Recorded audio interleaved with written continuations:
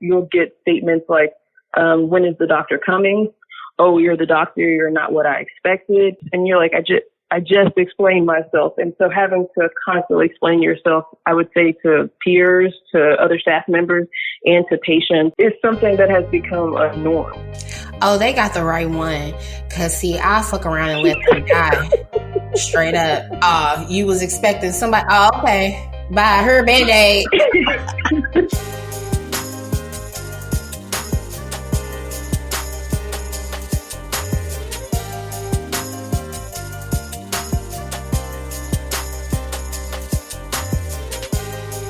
All right, everybody. Well, welcome back.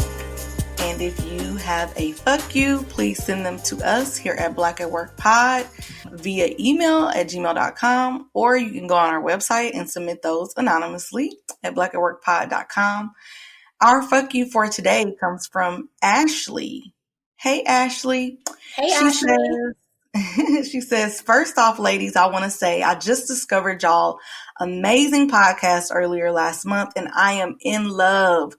This podcast is so freaking relatable and hilarious. I seriously look forward to it every week. Thank you. Thank you so much. So my fuck you is for my soon-to-be ex-job. 2 weeks ago, I had an incident with my manager. Our store policy is that masks are required, and in the state of Texas, masks were made mandatory as well. So we had a couple of customers come in without masks. We called for our manager to come and deal with this situation because that's what the company asked us to do multiple times, but she did not respond on the walkie and just sat in the office. I happened to walk by these guests and immediately felt uncomfortable as they didn't have masks on and were talking with their particles floating all over the place. Right. Black people are dying at a much higher rate. And on top of that, my family is immunocompromised. So I don't want to risk getting COVID-19 and passing it to them. My store is also located in Austin, and we have some of the highest cases right now. I then found out some of my coworkers had asked these guests 2 to 3 times to put a mask on, and they still refused. At this point, my manager still had not responded or dealt with this situation. And I and all of the other employees felt extremely unsafe and uncomfortable with this situation.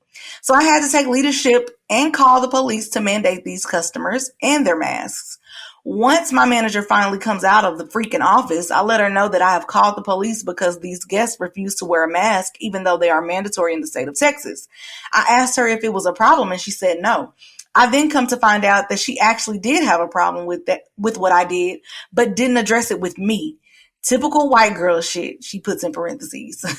This just pissed me off to high heavens, along with this company not paying us hazard pay since we are working through a freaking pandemic, working us 40 hours a week, even though this is a part-time job, incompetent managers, and this company caring more about its customer satisfaction rather than employee safety. I put my 2 weeks in. My last day is July 21st. I'm sad because I've worked here for 3 years since I was 17, but I am ultimately ready to move the fuck on. I'm 20 years old, going into my junior year of college, so it's time for me to focus on getting into law school, starting my career, and building my empire. So fuck this company, fuck corporate, fuck them. Anyways, LMAO, I love y'all. Sorry for the long rant.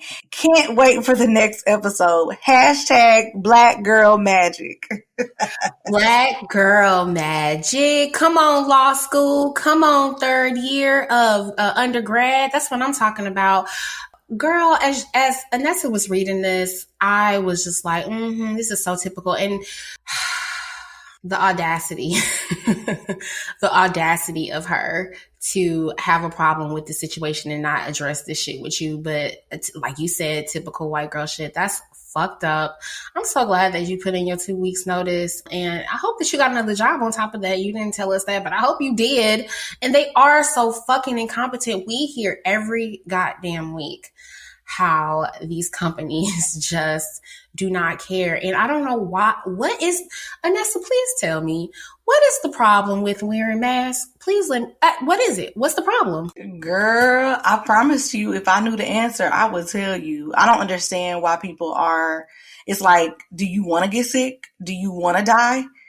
I mean, that could be the only possible thing that I could, say that, is the reason why people are not wearing the mask is because they want to die. Because the CDC has come out billions of times and let people know that wearing a mask is the only way that we can limit the spread of this virus. So, or, another reason could be they don't, they want to spread it to their families and they want their families to die. I mean, I'm so sorry to be harsh, but that's the only thing I can think of. If y'all not want to put on your mask. But the thing is, like she said her family is, immunocompromised. So people that are just so inconsiderate and coming in without a mask on, at least be considerate of other people. You don't know what other people have going on. So you could put your mask on. You don't know if I have family, like she said, that have underlying issues or anything like that. So if anything, put your mask on for other people, like not just because you just, I ain't gonna get it. This ain't real.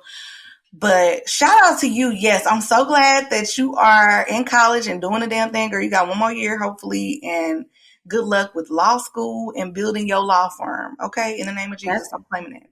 That's right, girl. All right. Well, let's go ahead and get into the water cooler this week. Nick Cannon was fired this past week following backlash for making anti-Semitic comments on his podcast. On a recent show of Cannon's class, he interviewed rapper Professor Griff. You guys know he's in Public Enemy, and he was briefly kicked out of Public Enemy back in 1989 for similar remarks. Now, I am not about to climb up no hill to die on this, okay? I am just Brian Gumble here to report the news.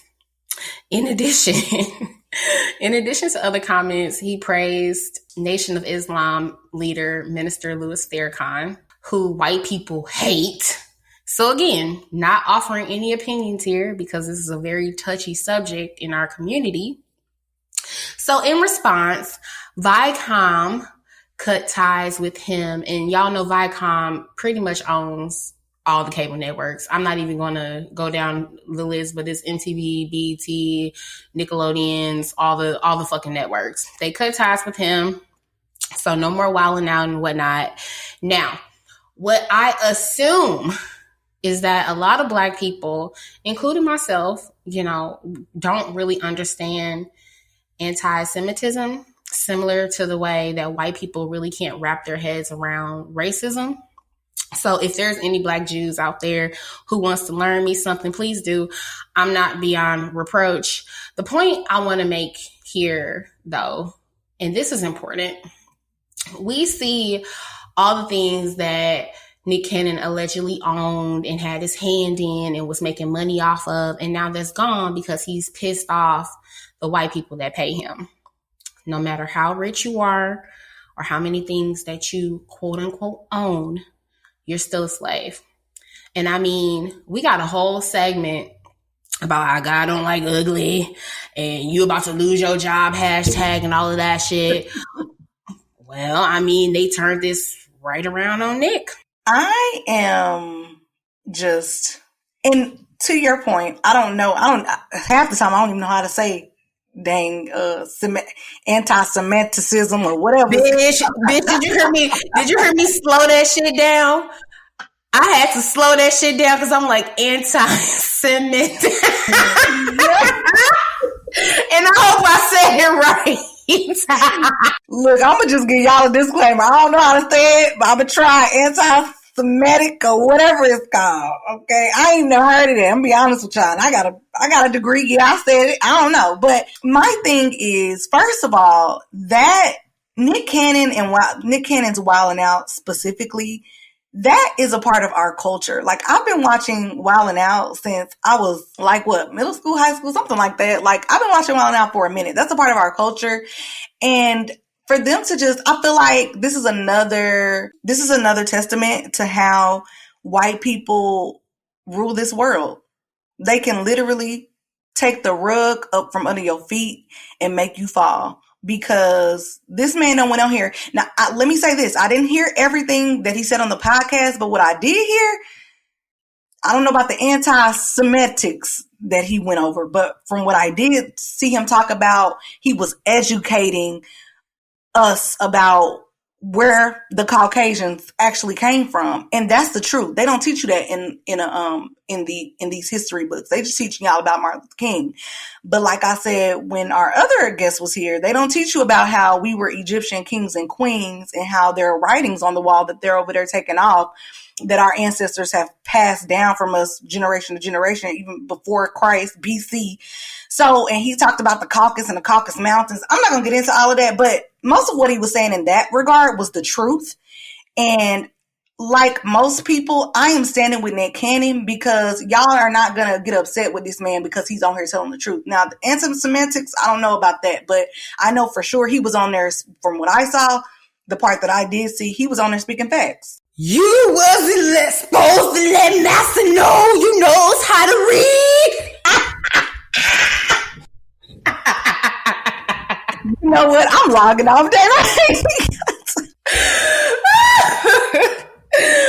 Oh my gosh. So anyway, like I said, I ain't even gonna get into that. Throw 2020 the fuck in the trash. And I mean, this whole year has been one fucking thing after another.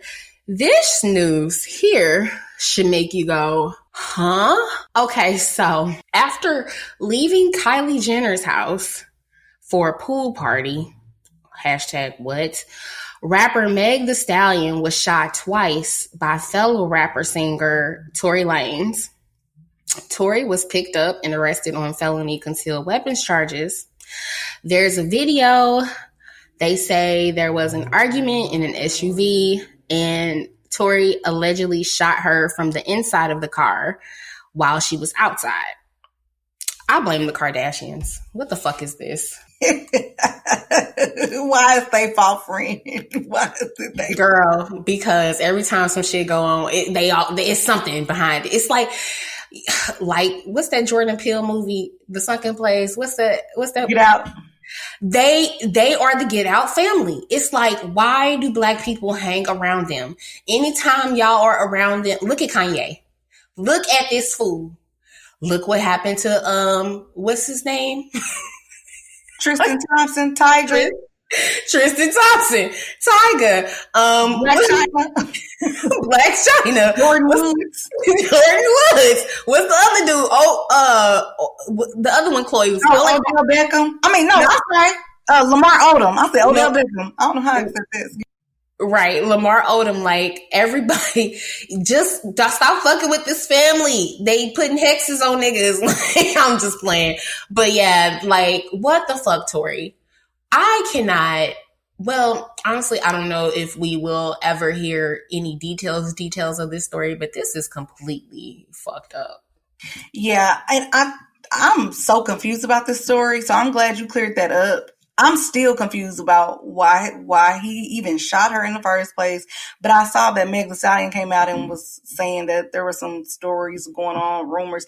I don't know. It's a lot of he say, she say, but all around, it's a hot fucking mess. Okay. It's a hot fucking mess. And people posting memes and shit talking about men need to come back like Young Dolph, 100 shots and shit. Like, it's not funny. Black women always have to appear tough and shit. Meg is 25. She's a young girl. She's still in college. She's navigating life without her mom. Like, this shit is sad. And I'm assuming her and Tory were friends. Maybe they were arguing or whatever. You know, maybe the height difference got him pull his pistol out. I don't know. That's not funny. You are ignorant, but wait a minute. Look, he said, this is a stallion I'm dealing with. Let me pull out my Glock, okay? Girl, I don't know what the fuck he was thinking, but that shit is fucked up. Either way. What were you guys arguing about to where you had to pull out a gun? But I mean, that's crazy. Yeah, so much prayers up to Meg. You know, I love her. That's my girl. She is super, super strong for even, you know, trying to get through this the best way she can. So prayers up to Meg. Shout out, Meg. Yeah, so anyway, COVID cases are rising really bad, especially here in the South, specifically Arizona, Texas, and Florida is a cesspool of COVID. Texas hospitals are running out of beds, ventilators, and even staff. The U.S.-Canada border is expected to remain closed because the U.S. has become a hotbed of COVID cases. And of course, the white man's president ordered all hospitals to bypass the CDC and send all of their COVID data directly to the Trump administration as if they know what the fuck to do with it. They trying to kill us probably. They want all the data so they can underreport these numbers or something fucking stupid like that.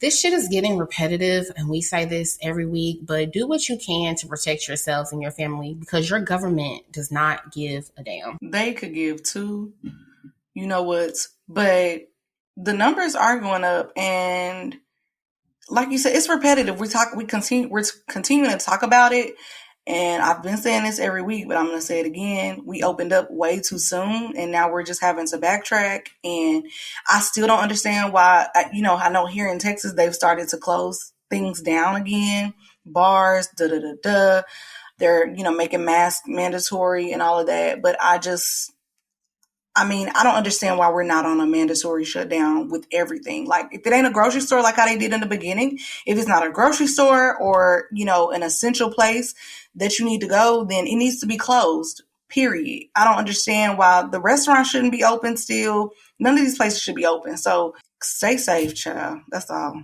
There was a country singer, I forgot his name because I'm not big in the country, but he actually tested positive for COVID twice. And there was a video of him going around. So basically, I'm going to sum this up real quick. He got COVID back in March, went through it, whatever, and then tested negative for the disease. So then in May, he went to a Black Lives Matter protest after he received his COVID negative results. Then he went somewhere with some friends, took some photos and blah, blah, blah. And now July 9th, he was diagnosed with COVID again. Somebody please find this country singer, because he made a very passionate Instagram post about this and how we need to stay in the house. And the people that he called himself hanging out with after he was quote unquote COVID free now have COVID. And he says it is the worst thing that his body is going through. So just take this shit serious, guys. That's all I have to say about that. I'm sorry to preach every week. Anyway, speaking of the fucked up government, Senator Kelly Loeffler from the great state of Illinois is rerunning to keep her Republican seat, and her entire campaign is centered around getting rid of the Black Lives Matter movement. So let me give y'all a lowdown on Kelly here. She is part minority owner in the Atlanta Dream, which is a WNBA team. And when the WNBA showed support for Black Lives Matter, she publicly opposed it. This is the same bitch that was caught offloading millions in stock before the pandemic while publicly denying that there was even a crisis to begin with. So how the fuck does this Bugs Life head ass bitch still have a Senate seat to be running for, period? She should be in jail. She called Black Lives Matter a political organization who embraces Marxist principles and promotes violence. Okay, bitch. We say we want to be treated just like y'all by the police and we're Marxists. Shut the fuck up and go to jail. I'm tired of y'all bitch asses getting away with doing illegal shit. Fuck this bitch. So how is it that Nick Cannon got his job taken away from him in the blink of an eye because of anti-Semitics, or however you say it? So is what she's doing and trying to dismantle the Black Lives Matter and organization, is that not anti-Blackatic? Whatever you want to call it, is that not black? Like y'all can just do whatever y'all want to do. I mean, white people do it all day, but as soon as we go on here and start talking about some shit that y'all do that's fucked up, which is all the time, 24/7 out of the day, it's a problem.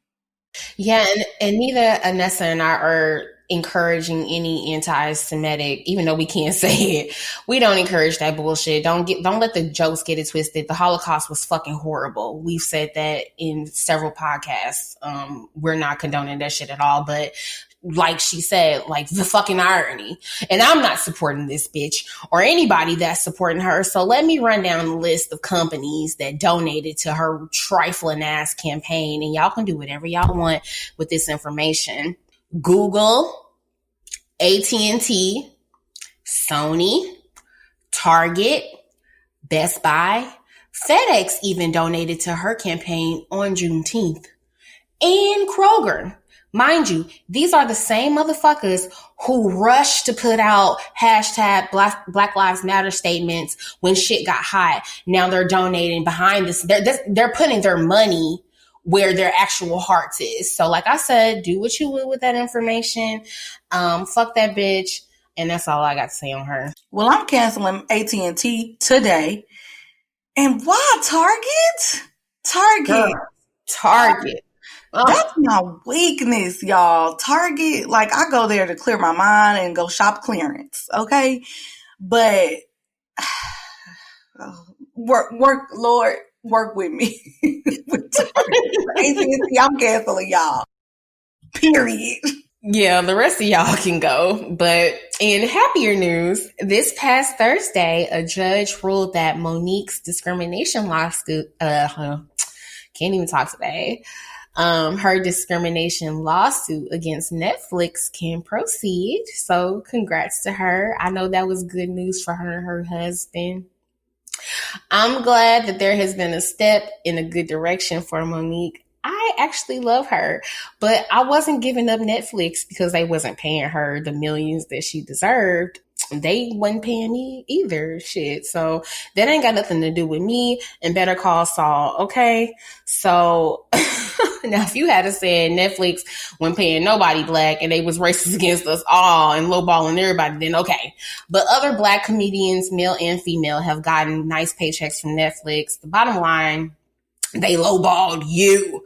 So I hope you win. And my little $8 a month can go towards you and Sydney living y'all best life. Shout out to Monique. I love Monique. She been going through it. So, but because she been blackballed out of Hollywood and everything, child. So shout out to you, Monique. And Monique is not, well, I don't know her, but I believe everything that she has said has been true. All the shit she said about Tyler Perry, Oprah, all of them. I believe all of them niggas is, doing some backhanded shit and trying to blackball her because she is speaking up. So, I'm hoping that she gets a win somewhere here.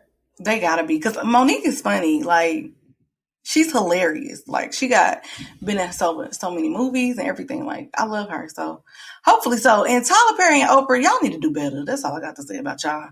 Girl, you know how we feel about Tyler Perry. But anyway, we love you, Tyler, but you can do better. Anyway, the CNBC, God damn, I can't talk today.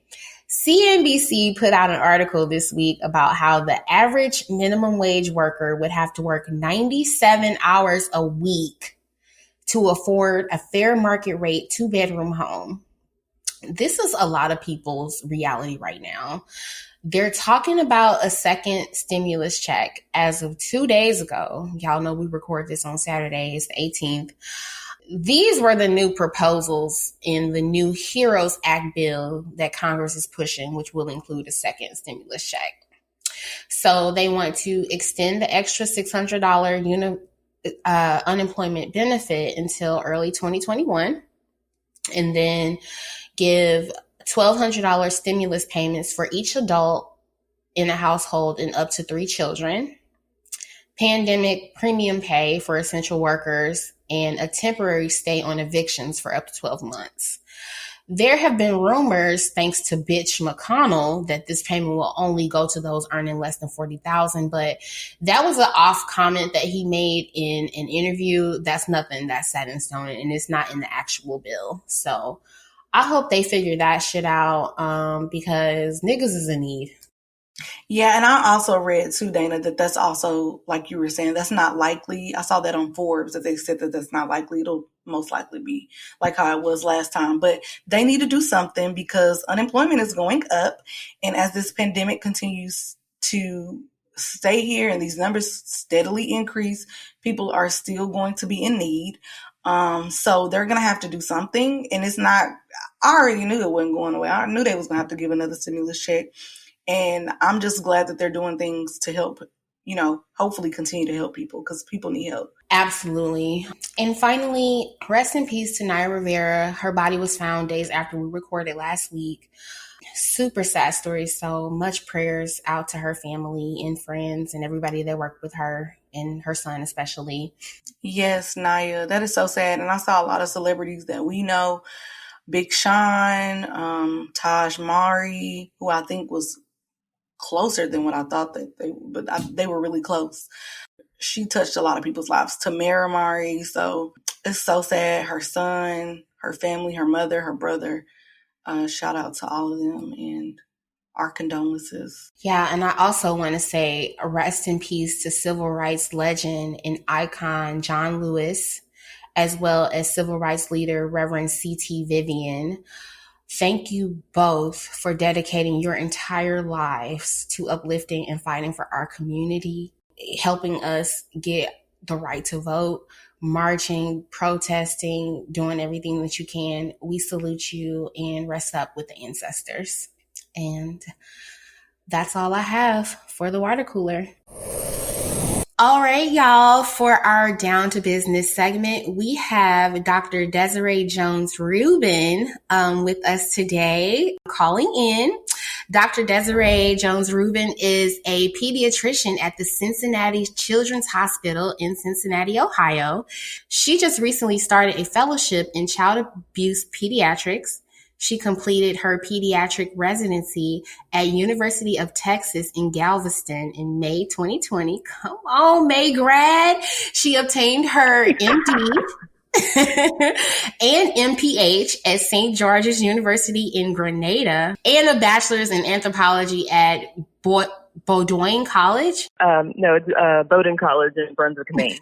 Girl, I cannot read today.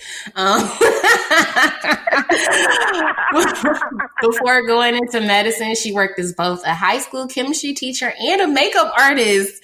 Come on, Dr. Jones. Welcome to the show. Thank you so much for having me. Thank you so much. I'm excited. We are excited to have you. We have so many questions, and I'm sure you have a lot to talk about. So what got you wanting to be a doctor, first off? So when I was little, I always was a kid, playing with the stethoscope and saying I wanted to be a doctor. And I think really more so the social aspects of being a doctor were more what I was interested in. Like I like the chance that you have to build a relationship with people and be invited in such an intimate sphere when people really need someone. And I always felt like as a kid, I never saw any doctors that looked like me. Whenever I was sick or if I had to have a checkup, I always went to this son and father duo, and they both were white older doctors, and I didn't have any doctors in my family. And so I thought it was really important that people, when they are in need, they have someone that looks like them. And so that's kind of what spurred that interest. I think the part of medicine that I was more interested in was more so public health and social justice. But I knew I could actually be beneficial in the sphere of medicine was to actually do it as a physician. That's kind of how I got started. Yes, come on through. And what actually made you want to be, narrow it down to wanting to be a pediatrician and working with, children? So when I started medical school, I was interested in both OB-GYN and pediatrics. And I knew that with both of them, I wanted to kind of explore more of the public health issues with women and children. And I thought OB-GYN would have been a great field for, if I was going to do international medicine, being able to be both a primary care worker and be a surgeon would prove of a lot of utility if you're going into communities of need. And when I went through my rotations in medical school, oftentimes when I was on the OB-GYN unit and we were were doing procedures in the OR, I would find myself wanting to follow the pediatrician and the kid out of the OR. And so I kind of could tell from that. It's like I prefer to do things with the child and focus more on that. And I think I've made the right decision because I love working with kids, and you still get that aspect of working with the families. So I still get that mother-child relationship part that I'm interested in. That's beautiful. And we learned last week from our guests that children learn the most and are the most impressionable from ages 1 through 5. So because you wanted to step out and kind of get them where they're, still quite young and impressionable. And it's cool that your patients will be able to see something that you never got to see, which was a doctor that looked like them. Exactly. I think that's a wonderful thing. So in recent weeks, we have been seeing, not even weeks, it's been years of this, of Black women dying at alarmingly high rates during childbirth, after childbirth, even before the child could even be born. There were 2 stories released last week. One social media influencer passed away with her baby. She was 8 months old during childbirth. And then there was another woman that had the same issue. What is it that someone like me who hasn't been to medical school, that doesn't know, like, how do these things happen? What are your thoughts behind that? And how can someone like you, what can someone like you do in order to kind of combat those things from happening to women in our community? Well, as a Black woman who is pregnant herself, I know exactly what you're talking about when it comes to like the fact that we have a 3 to 4% increase in dying or having any kind of complications after birth. Let me see to address the beginning of your question. So I think a lot of that goes back into some of the systemic racism that has been experienced in people when they go to medical providers, and having medical providers who may not listen to you, not having a doctor who's advocating for you. And when you're in the hospital, things that could easily be fixed or addressed just sometimes may not have been listened to. And so I think something that being in the medical profession and being outside of the medical profession, making sure that people are advocating for others and advocating for themselves in the hospital, that's a major way to try to make a change with that. Unfortunately, in pediatrics, like, I don't have as much say when it comes to the mother. I'm more so in the room when the mom's about to deliver. I can kind of have eyes on the other side of the curtain, but it's more so the kid that I have my focus on. And I was just going to say, you said one of the things that's very important when we're in the hospital after birth, listening to the patient. And because I went through that exact thing, and I feel like if a lot of the things, I don't know if it could have, I probably wouldn't have had HELLP syndrome, but I wouldn't have been released from the hospital 2 days afterwards if they would have actually listened to me, because I explained to the doctors multiple times, I was like, my feet are swelling. They were like, well, after birth, your feet swell. They, all the fluid goes down. I'm like, well, no, they shouldn't be swelling this much. And then my blood pressure and all of that. So I love that you said, actually paying, and a lot of the white doctors, not paying attention to what you're saying. Like, I'm telling you that this is happening. And even my son's pediatrician, she's white. She doesn't do that side, but I told her, I asked her, like, are my feet supposed to swell? And she was like, oh no, usually nobody alarmed me and said, until I talked to a Black nurse.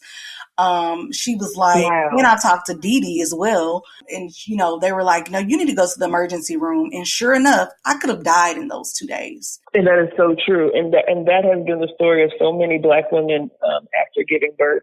And I think in addition to the fact that they may not sometimes receive that information in the hospital, there are times that they're not receiving the information during their actual prenatal visits. And, so they can know, what signs do I need to look out for if something goes wrong? Who do I need to contact? What do I need to say? I think there needs to be more education on the forefront before they even get to the delivery room. And unfortunately, many of us don't get that. Yeah, definitely. I agree. Yeah. So I guess the common theme here is to speak up. And if you can't get heard, go to someone else. Because like Anessa said, she could have lost her life. Yeah. Exactly. Like, that's super serious, like what you had. And I know something that I'm trying to do before my pregnancy is making sure I've looked up doctors here in Ohio. I wanted to make sure I had a Black OB-GYN on board. And I was trying to get a doula on board so I could have multiple people advocating for me in addition to myself and my husband. That's how you have to do it. My cousin went ahead and paid privately for a doula. Thankfully, she was able to do that. But, you know, we need extra people in those types of situations. But I want to switch gears back to pediatrics a little bit.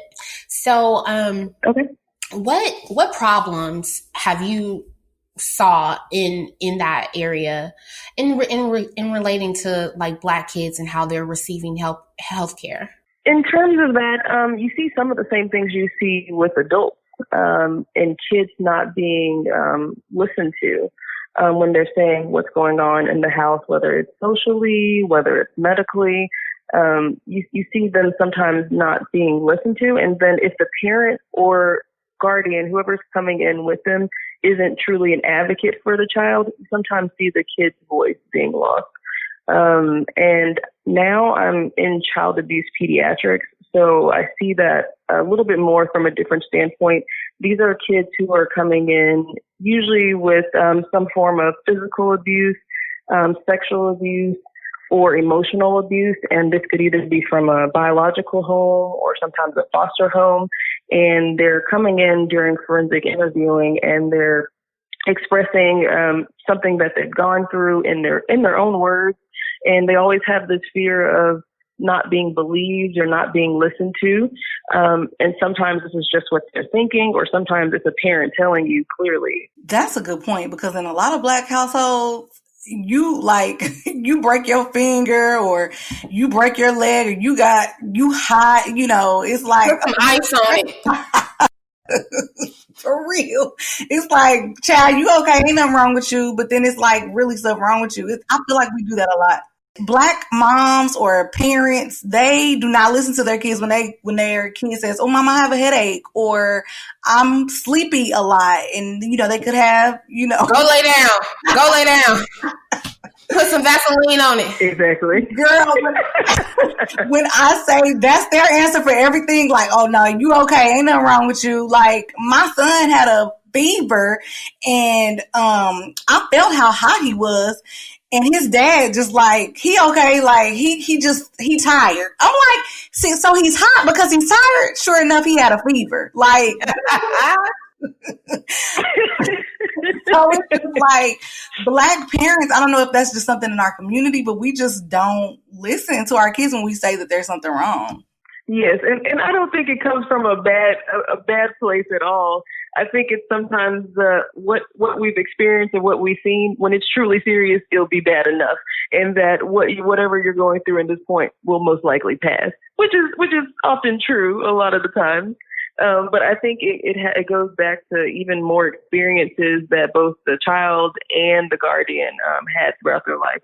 Because when they look at some of those adverse childhood experiences, that plays a big part into how the health outcomes of the kid is going to be in the long term, and the immediate responses to daily life things in the house. And some of those things could be like domestic violence. It could be a parent with a mental health condition. It could be the fact that you didn't even have the education of what health conditions to look out for, or know what could be happening as a repercussion. A member of your household being in prison, growing up in a household where adults experience alcohol and drug use problems. Like, there's so much that goes on into the experience of what a child sees, and of course their parents too. And so much. And also there's historical trauma there too, because I was raised by someone who there was no colored hospital within a 10-mile radius of where my mom grew up. So you wasn't going to the doctor unless your finger was falling complete. Like, I had to see bone, gristle, that type of thing. So it's like there's reasons why we end up the way that we are. It just goes back and back and back to that historical trauma that we've experienced just trying to get by in this country. Very true. Exactly. So, so switching gears here and to continue the conversation, since we are Black at work, Dr. Jones, please tell us, or do you have a story or anything in regards to on this journey of becoming a Black girl magic doctor, where you've experienced, racism or microaggressions? Can you tell us anything that has happened while you've been on this journey? Luckily, I haven't experienced a lot of overt racism, but I have experienced a lot of microaggressions. And one of the incidents that I remember was on the inpatient wards. And at that time, I was the senior resident that was responsible for 2 interns and 3 to 4 medical students. And part of the medical students' responsibility was to take an observed medical history of new patients that were coming. And since we had a new patient that was on the floor, I told the student, of course you can come in and take the history and I'll give you some feedback. And as he was getting his stuff together, I was like, I'll meet you in the patient's room. And so when I got to the patient's room, it was a mom, dad, the child, and a grandfather. And then he joined me in the middle of that introduction, and I heard the father rush off the phone and say, "Oh, the doctor has arrived." And everyone's eyes in the room kind of took attention to the student. And the student happened to be a white male who was over 6 feet, dressed in business casual attire. And they were looking to him kind of as the doctor in the room, even though I'm there and I just introduced myself in white coat and stethoscope as the doctor. And I'm sitting there and the student, he's a little bit flushed and he's like, "Oh, I'm just a student." And here I am again having to say, "As your doctor today," and you can just kind of see their facial reactions as they're like, "Oh, wait, this is the doctor," and kind of having to like jolt their attention back to me. And, sadly, I think that's the experience of many Black doctors, is always being mistaken for support staff, nurses. It's never assumed that you are in the position as the doctor. Like I can remember being in the clinic or on the inpatient settings, you'll get statements like, "When is the doctor coming? Oh, you're the doctor. You're not what I expected. Oh, you went to medical school to be a nurse." And you're like, I just explained myself. And so having to constantly explain yourself, I would say to peers, to other staff members, and to patients, is something that has become a norm. Oh, they got the right one. Because, see, I'll fuck around and let them die. Straight up. You was expecting somebody. Oh, okay. Bye. Her Band-Aid.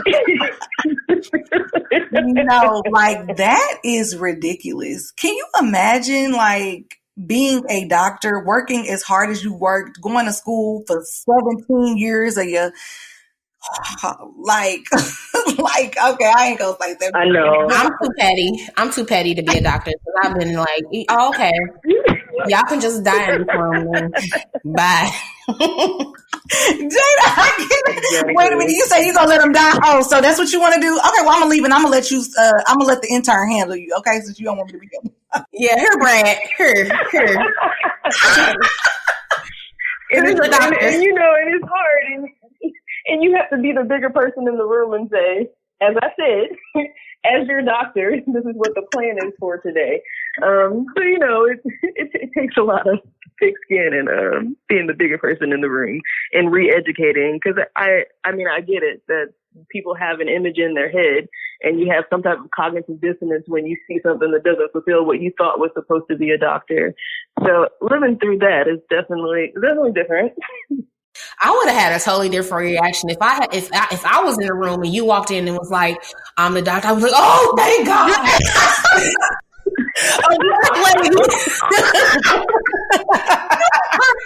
Y'all, once again, I'm logging off because I cannot deal with Dana.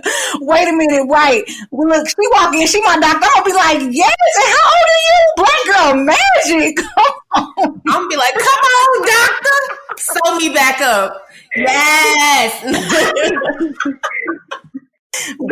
I like walking in those rooms.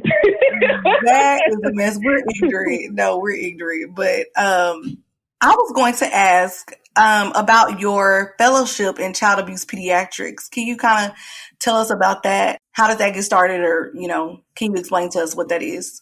Okay, yes. So I just started in child abuse pediatrics, and it's a field that not many people know about in medicine, let alone people outside of medicine.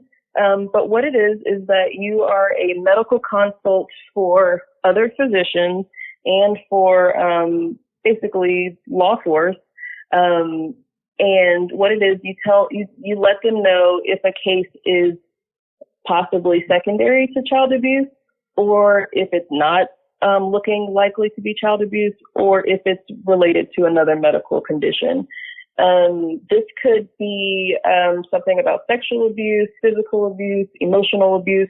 If there's a question of that in the air, there's a certain workups that we do in terms of labs and imaging, just to see if there's anything that looks suspicious that could guide you in a certain direction. And it's not always one that guides you in the direction of abuse. It could be this child has brain cancer, and that's why they're having these developmental delays, or why they have this certain medical condition going on. It could be a child with fractures, and maybe they have a certain bone disease that the parents weren't aware of, and you can sometimes bring that to light. And then sometimes it is a case where something does look very suspicious for child abuse, and you have imaging, you have labs to support it, and then you have a child who's coming forward and making a disclosure during a forensic interview. And then those are some of the cases where you feel like your objective view in medicine kind of helped with the actual legal case that maybe leads to the alleged perpetrator being incarcerated. So that's kind of what we do in a nutshell. And that's important, great work, because we don't need kids out here seriously being abused, and we need somebody just like you who can speak up for these kids. Like you said earlier, they don't have the capacity to speak up for themselves. But before we go, I did want to touch on one of your many talents, being a makeup artist. You mentioned. Oh my God. What got you into that? Like how, like doctor, makeup artist, I know that us women, us Black women, we're so talented and multifaceted, but what got you into makeup, and what made you want to do that in addition to healthcare? So when I finished my undergraduate degree, I knew I wanted to do something in the meantime before medicine, whether it was teaching or whether it was doing service work abroad. And so what I had chose to do was to be a teacher. And so I was a teacher out in Carrollton in the Dallas area. I'm pretty sure you know where that is. And yes, we do. You're out there. And at that time in my apartment complex, there was this beautiful lady who sold Mary Kay products, and she swept me into her Mary Kay world, and I started selling it too. And when I was doing it, I realized the part that I loved doing was actually working with the women and like building self-confidence and doing the makeup portion more so than the selling of products. And so then I went ahead and got my license in doing makeup, so I could do it for like events. I did it for people's birthday parties. I did it for weddings. And so I really enjoyed that part about making women feel beautiful and being able to do something with my hands like that, something that comes innately. And whereas medicine for me, it was always a bit of a challenge going through sciences, and makeup just comes with ease, and it's something I enjoy doing. Well, I sure wish I would have known that you could do my makeup for the baby shower. I was kidding. Dr. Didi, you are the shit to me. That is dope. And what I'm getting from you just from this interview is just like, you just like to care for people. You like to uplift people. You like to make people feel good. And you are an awesome human just from doing that. Girl, you didn't got certified in makeup. Look. Right. I'm over here like, I ain't doing shit with my life. Right. She done went to school. Oh my God. She went to school for years and then also got her makeup license. Like, what we doing? Okay, let's do more, everybody. No. Oh, okay, everybody, do more. but thank you so much, Dr. Didi, for being on the show. Did you want to promote your Instagram, your social media pages? Oh, yeah. So my Instagram is Dr._Desiree Monique. Please feel free to come over to my page. I'm going to start trying to promote more kind of like lifestyle and seeing what it's like to be a Black doctor, and especially what it's like to be a Black doctor in child disease pediatrics. Black doctors only represent 2% of the medical field. So any insight into our lives and how you can reduce the mystique of a doctor. We're just people and we like to have fun and have lots of hobbies. I think any kind of insight you can get into that, you should definitely check out Instagram pages of me and any other Black doctors that are out there, because there are some that are popping and there's a lot of pages that are coming out, and I think it's good for other people to see what we're all about. Awesome. Well, An angel on earth. Thank you, Dr. D. Yes, thank you so much for coming on. We appreciate it. Thank y'all for having me. It's time for the break room. It's the break room. It's the break room. What you gonna do? Girl, we finna spill all the tea. Hey, it's the break room. What's the break room? All right, y'all. Well, in TV news and drama, so much going on, or so much that has gone on. Brashard, I might be saying his name wrong, but hey, Brashear Gray from Empire was arrested this past week for domestic violence charges for strangling his wife. Is he think he on Empire reading his script again, or what he got going on? I mean, are you fucking serious? First of all, I didn't even know he was married. Secondly, me either. You strangled your wife. Okay. So yeah, he's crazy. Obviously, in real life, I didn't finish watching Empire. Empire got a little too dramatic for me, so I stopped watching it. But I know it's no longer on. But I guess a lot of these celebrities are just have nothing to do right now, so I guess they're choosing other avenues. But in other abuse is your other avenue. You ain't got shit else to do. You just gonna choke a hoe? Okay. You know, I'm really, really policing what I have to say about this as a victim of, or not a victim, I'm a survivor of domestic violence. I don't find this cool at all. Whatever the backstory is, if you're a grown-ass adult, you don't have no fucking business putting your hands on another grown-ass adult. And that's if you are male, female, black, white, orange, brown, straight, gay, bi, trans, whatever. Keep your fucking hands to yourself. That's right. And yeah, I was not trying to say, I'm sorry, y'all, for saying he ain't got nothing else to do, because he don't need to be putting his hands on. But I'm just saying, like, I don't know what he was thinking, or I don't know the backstory either, but I just know he is ridiculous. So I'm going to move on from him. In other news, Tamara is moving on from The Real. Now, she came onto social media and just basically said that she's moving on to different endeavors. Basically, she's done her part and now she's moving on. This is the second person, child. What's going on at The Real? Okay, first it was Amanda. Well, no, let me go down the list. First it was Tamar, but I mean, they said Tamar was fired. Then Amanda left, but I know why Amanda left, because Amanda was too real for The Real. And now Tamara is leaving. And I actually love Tamara. I don't know if there's something underlying going on at The Real or what, but Tamara said, I'm going to take my bags and I'm about to go ahead and mosey on down the hill. Well, she probably know that this show is about to be axed, because ain't nothing real about The Real. We've already talked about this in a previous break room, but they are real fake.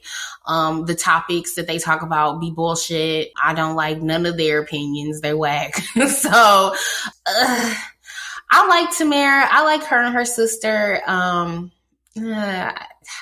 Again, I'm policing the hell out of my comments here, because I just feel like this show was just after Tamar left. So, you know, congrats to you for making that decision. I don't think that we'll be seeing too much more of The Real after this.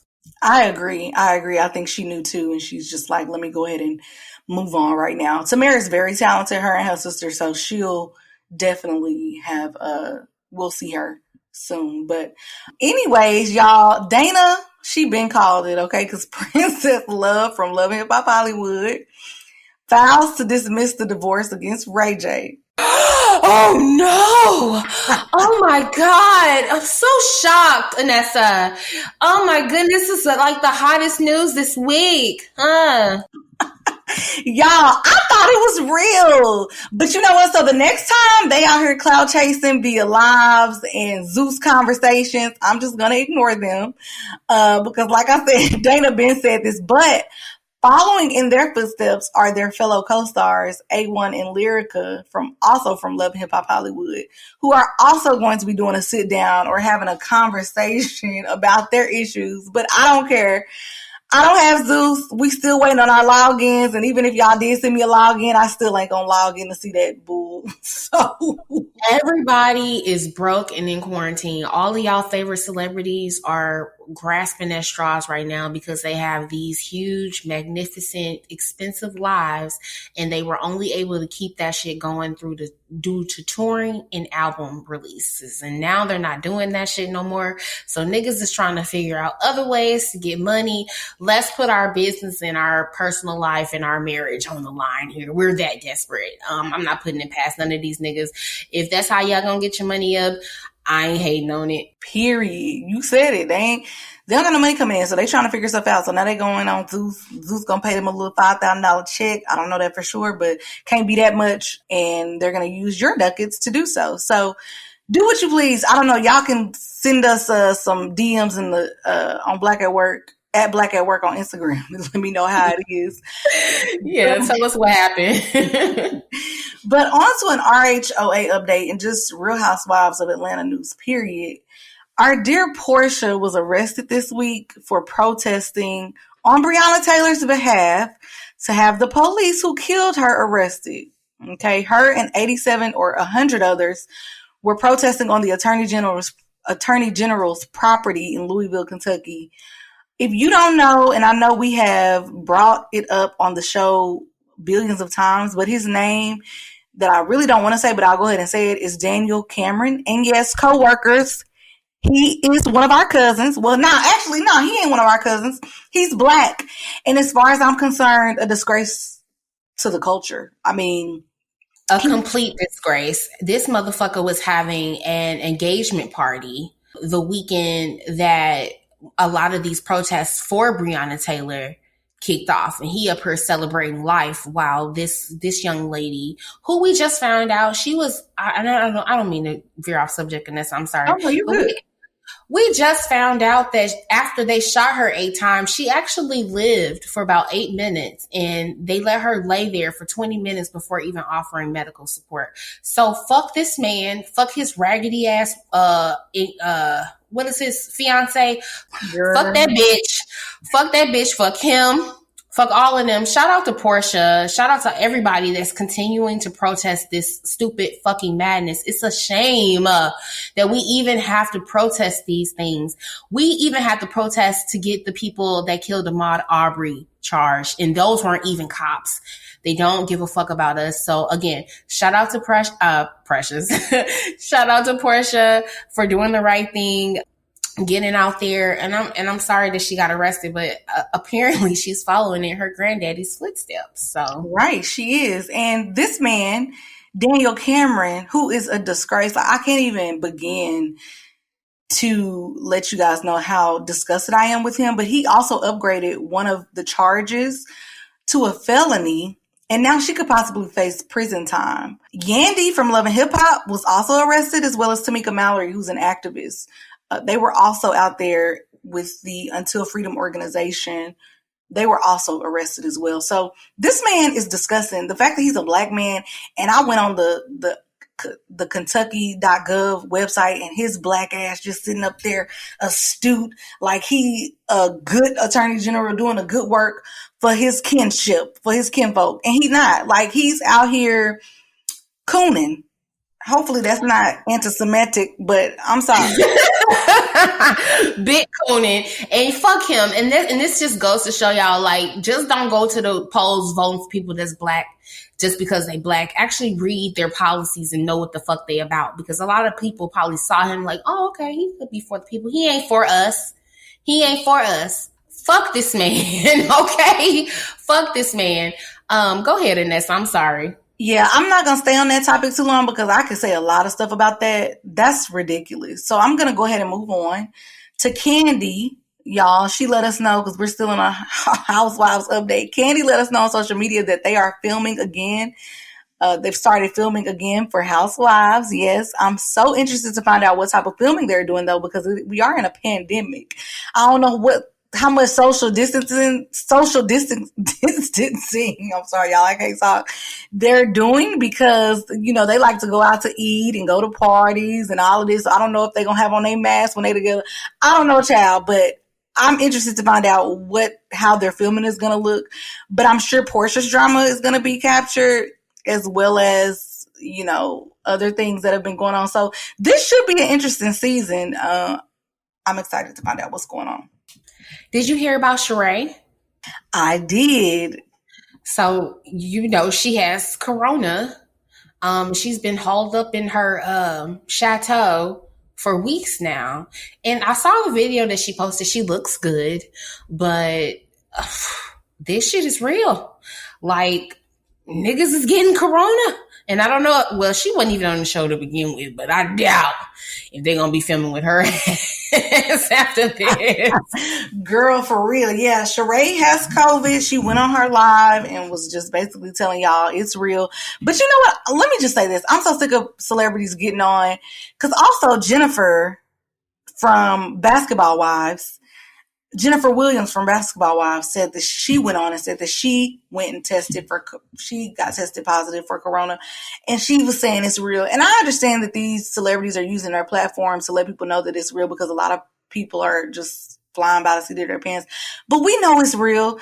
How many people have died from this? Y'all don't need to get on here and tell us that it's real. We know it's real just because you out in Atlanta twerking and going to Frost Bistro where Rashida at, and you going to Gold Room and doing all this other stuff without a mask on, hookah bar. And I don't know if Sheree was doing that, but a lot of people in Atlanta, a lot of my fellow old classmates that I went to school with, I see y'all is tripping out there. So I feel like they're getting it. Yes, I feel like they're getting it, and then all of a sudden, or they're doing what they want to do. Then when they get it, they want to come on their live and be like, "Oh, well, it's real." No, it's been real. You should have been in the house. Exactly, girl. Over the past couple of weekends, like, I feel so bad for thinking this, but I've been seeing my friend. I'm talking about people that I actually love and family members just out. Like, we are not in a pandemic, and I am judging all of you because what the fuck? Like, y'all not supposed to be doing this shit, bro. Like, oh my goodness. Anyway. No, not at all. So it's crazy. Again, y'all, please wear your mask and don't be out at the club. Y'all need to be whoever is in charge needs to be closing the clubs anyway. That's a whole nother subject. Lastly, for those of you who love Housewives of Potomac, any Housewives of Potomac fans out there, they are back, and the premiere comes on August 2nd. So please tune in for that. Can't wait. I cannot either. Also, I do want to let you guys know that Netflix, if you are trying to watch something on Netflix, y'all know I'm not a really big fan of Netflix, but I do love Nia Long. Nia Long and Omar Epps have a new movie on Netflix called Fatal Affair. It just came out. So if you want to support more Black people magic, please go and support them because I love Nia Long, child. And I love Omar Epps. Omar Epps, y'all, is from Love and Basketball. So he was the main character in that show. Now, for music, I do want to just take the time out to say I'm so sorry about Tamar Braxton, who was rushed to the hospital for an alleged suicide attempt. Please, y'all, let's keep her in our prayers. And all of these celebrities that are literally, they don't have anything to do. They're probably spinning their wheels because they can't tour. They can't go to concerts. They can't go to appearances. They can't make money. Who knows what they have going on? A lot of them, I feel like I don't know. I don't want to call that on anybody's life, but I just want to make sure that we are keeping everybody lifted up.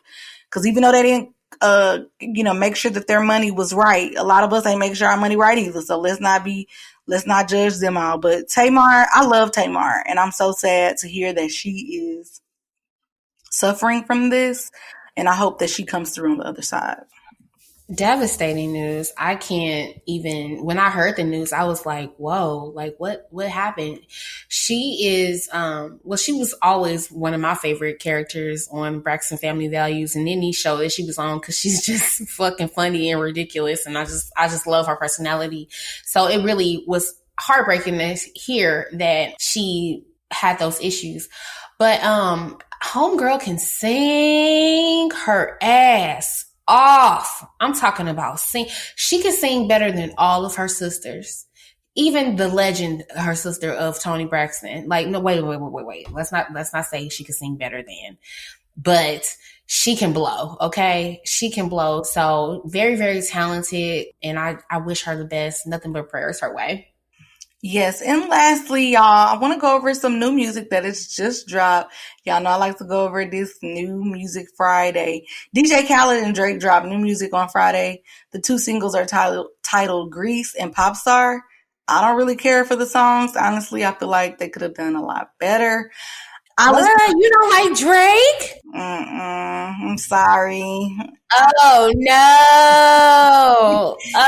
no, bitch. Now I will say this is DJ Khaled and not Drake. No, I'm just kidding. I ain't gonna do that. It's Drake and DJ Khaled, so it was a joint effort. So both of y'all, that shit whack. Y'all could have came up with something better.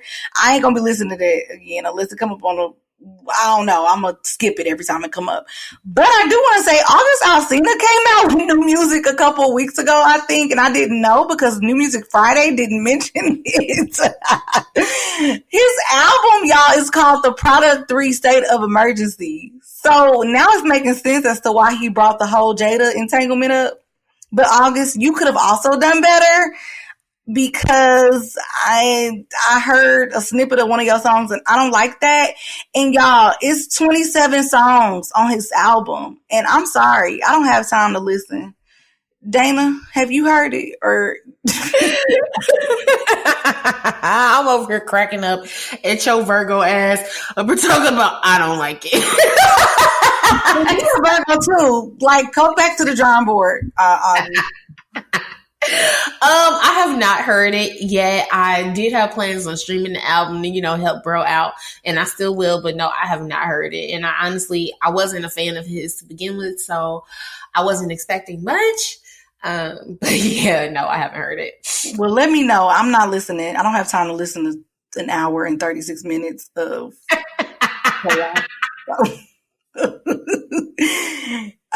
what are you listening to, Dana? Anything that you're listening to on your end? Or, I mean, it's not a lot of music that's coming out. I mean, I guess everybody's focused on the pandemic, but I'm not listening to nothing. No, I've been reading this week, reading a lot of books. One of my favorite authors, Mary Monroe, I'm reading one of her trilogies right now, finishing that up, and then I'm going to start on another trilogy that she has. But as far as music, nope. Nothing over here. Well, that's what we got, y'all. Well, if y'all listening to anything, hit us up on social media, like DM us, comment, whatever you need to do. Let me know. And let me know how August Alsina album is, because I'm sure y'all just finding out because I'm telling y'all, no, I'm just kidding. But anyways, that's all I have for the break room. All right, y'all. Well, Vanessa doesn't know this, and she's about to find out right now, but we're going to talk about The Chi next week because I didn't watch this past week's episode. I'm so sorry. I forgot. Did you want to say something about it real quick, Vanessa, or did you watch? I did watch. And Go ahead. I don't mind. No. I mean, we can talk about it next week because the same kind of things are happening. I mean, we're still trying to find Keisha and all of that. So this week's episode, and of course, Candy premiered on this week's episode as Duda's wife. Yeah. So we got to see a glimpse of her, and hopefully, we start to see a lot of that unravel and her purpose and all of that. So we can definitely talk about it next week because this week's episode is definitely going to bring up some things so we can go over it then. All right, cool. Well, thank y'all so much again for listening to us this week. Thank you, Dr. Didi, for coming through and talking with us. Had so much fun talking with her today. Thank you guys so much for listening and sending in your fuck yous. And as always, we'll see you guys next week. Yes. Bye, y'all. Stay black. Bye.